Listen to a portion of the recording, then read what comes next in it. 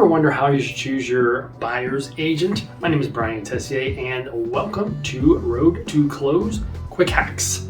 So in this video, I'm going to guide you to a couple places. Highly recommend you research for your buyer's agent to make the largest purchase of most people's natural born lives. So the first place, and I think is the most strongest, that will be Zillow, Z-I-L-L-O, not Zillow, that would be Zillow. And that is a third-party, independently owned, and a brokerage doesn't own it, a website that will show you a myriad of things about us as real estate agents across the United States. It's just the United States only. It's not in Canada and it's not in other countries.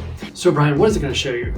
First and foremost, I want to make sure you understand, we as real estate agents cannot edit the important info. What does that mean? So certainly I can edit my profile photo, my phone number, the About Me section, but the important parts of Zillow about us cannot be edited. That is going to be the most important part, is Zillow reviews. Reviews by other clients that have purchased or sold or leased, or I may have even shown them houses but they didn't actually purchase. Legitimate clients, and Zillow will fact check this to make sure that we have represented these buyers or sellers or lessees, etc. I've tried falsifying this.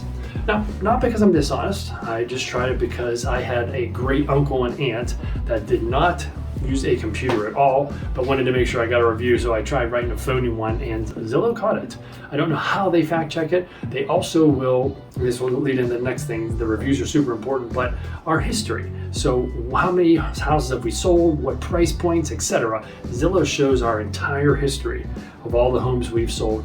Listings, so it's easy for Zillow to grab our listings and put it on our profile once it closes. But the crazy thing is, somehow Zillow has figured out a way to know that I was the buyer's agent on 123 Main Street. We used to have to manually put in that we were the buyer's agent, check a box that we in fact are not lying, and then they would fact check that. But I guess their algorithms and technology has gotten so good that we no longer have to manually put in our buyer transaction. It automatically does it. So just to review, Zillow, the reviews in Zillow is the most important part.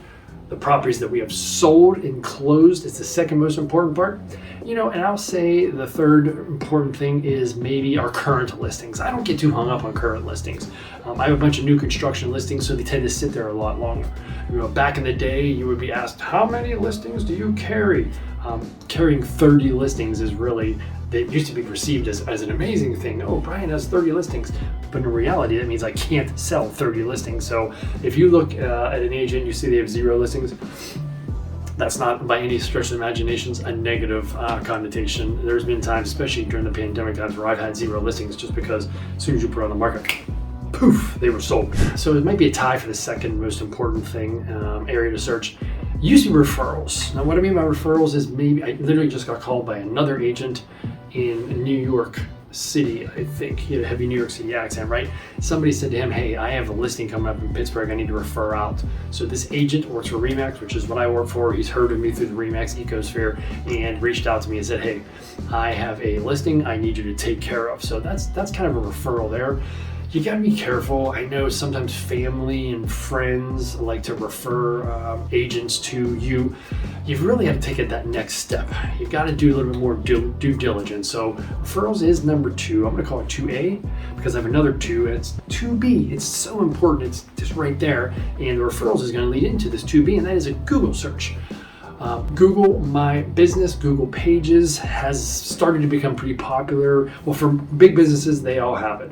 For us realtors, it's finally becoming more popular. I have a Google My Business page, so if you Google Brian Sells Pittsburgh Real Estate, in one of the lines, Google will populate my actual business on there. So it's not a website with Google, it's just the business, operating hours, photos, videos, etc. So what I'm saying is, if somebody gives you a referral, Uncle Jim gives you a referral of a buyer's agent, fact check them, research them a little bit. You should go to Zillow and check them and make sure they're doing some business.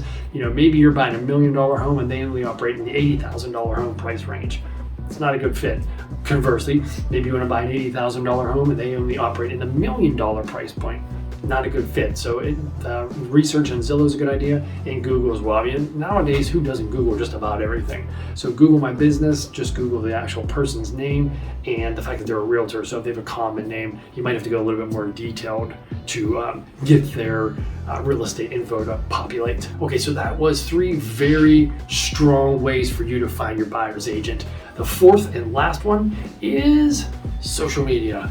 Man, social media has been around forever, 10, maybe 12 years, and I still feel like when you say social media, people are like, social media, I hate social media.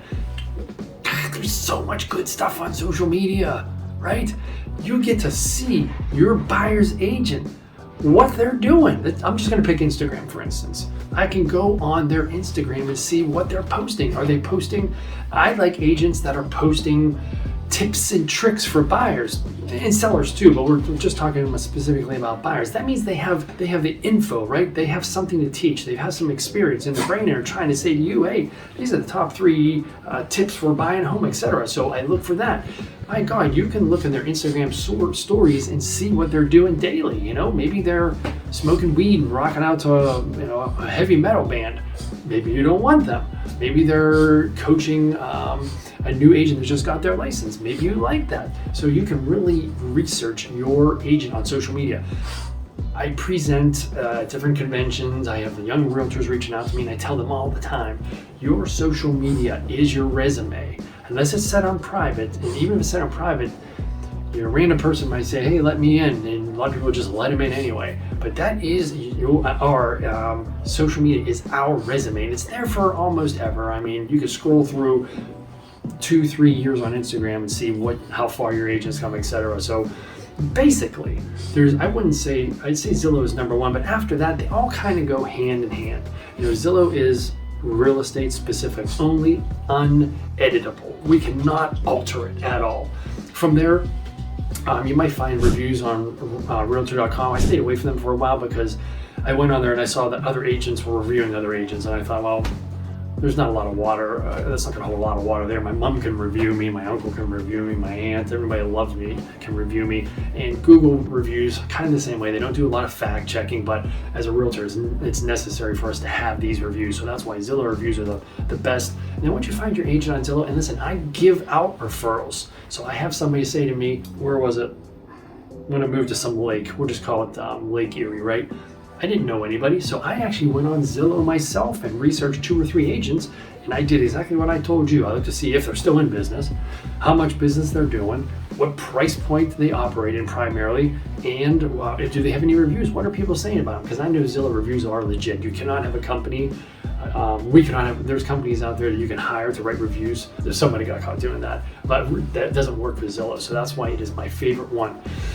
Okay, if you purchased a home, comment below, let me know, reply to this email, let us know how you picked your buyer's agent, if you thought it was the right way, what you would do differently if you were to do something different again.